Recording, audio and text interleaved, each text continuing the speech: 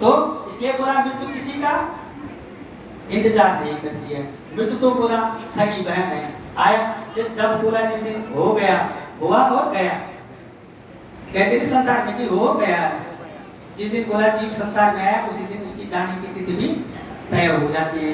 कब जाएगा, कब कितना, कब क्या, कब कैसे, बोला ये सब पूर्व निर्धारित है। संसार में केवल हमारा काम है भगवान का भजन करना, परमात्मा का चिंतन करना। संसार में आने का बोला हमारा कोई लक्ष्य नहीं है। खान पीना तो और बस विषय है, खा रहे हैं, पी रहे हैं, बच्चे पैदा कर रहे हैं, कौन नहीं पाल अपने परिवार सब पाल रहे हैं। लेकिन बोला मनुष्य में भगवान ने सबसे ऊपर बुद्धि दी है कि उसकी दृष्टि से विचार करो भाई, कि भगवान का चिंतन करो, भगवान का स्मरण करो। क्योंकि संसार में केवल बोला 84 लाख योनियों के बाद ये मनुष्य शरीर इस जीवात्मा को मिला हुआ है। और इस शरीर को पाकर के भी बोला इस जीव ने अपना कल्याण नहीं किया तो कुछ नहीं किया। वसुदेव को बोला बहुत प्रकार से समझाया, वसुदेव ने कंस को बहुत प्रकार से समझाया। बोला देव बोला महाराज बोला आपको भय देवकी से है कि देवकी के पुत्रों से है? बोला इसके गर्भ से, इसके बालकों से तो है।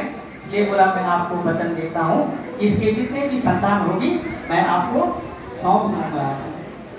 जब इस प्रकार से बोला कि आपको सौंप दूंगा तो मान गया कंस। बोला कि सभी खराब हो जाएगी भाई, इसलिए है बोला ऐसा तवान वाला। एक तो बोला एक तुम्हारी छोटी बहन वसुदेव ने अनेक प्रकार से बोला, एक तो स्त्रियों पे बोला महाराज हाथ नहीं उठाना चाहिए, और फिर तुम्हारी छोटी बहन, और फिर नौ दुखी है। और आशीर्वाद के समय पे बोला आप तुम इसको मारोगे तो ये जनता में इसका संदेश भी ठीक नहीं जाएगा। कंस के समझ में कुछ बात आई, उसने कहा ठीक है भाई वसुदेव तुम सत्यवादी तो हो ही, इसलिए मैं तुम्हारी बात मानता हूँ, लेकिन तुम्हें अपनी संतानें मुझे सौंपनी पड़ेगी। और उनको कारावास में डाल दिया है। कीर्तिमंतम प्रथमजम, कुछ समय के बाद बोला कालांतर के बाद उनके घर में कीर्तिमंत नाम का एक पुत्र हुआ।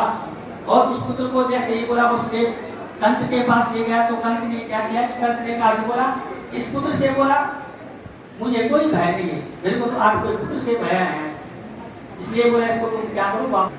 फिर देवताओं ने सोचा भाई तुरंत नारद जी को भेज दिया। नारद जी ने बोला एक अष्टदल कमल दिखाया कि भाई महाराज कंस बोला इसको गिनो तो सही, एक अष्टदल कमल है, इसमें बोला 8वां नंबर किसका है? जिधर से भी गिने बोला जिस पर मुझको गिनो वही 8 हो जाती।